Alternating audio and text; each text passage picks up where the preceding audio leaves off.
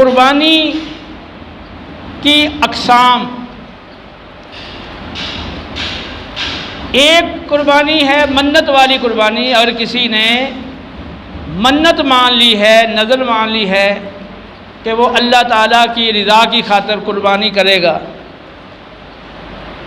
تو یہ قربانی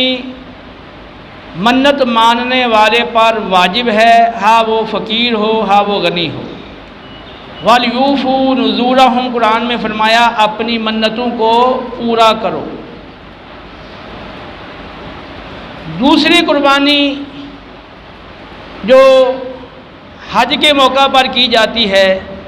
تو جو حج تمتع یا حج قران کرتا ہے اس پر وہ حج والی قربانی واجب ہے، اور اگر اس قربانی کی استطاعت نہ ہو تو پھر حالت احرام میں وقوف عرفہ سے پہلے وہ 3 روزے وہاں رکھ لے اور بعد میں گھر آ کر 7 روزے رکھ لے، یہ 10 روزے اس کی قربانی کا بدل بن جائیں گے۔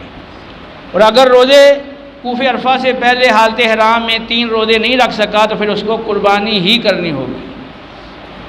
حج افراد والے پر قربانی لازم نہیں ہے، لیکن حج قران، حج تمتع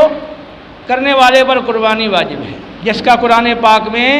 ذکر موجود ہے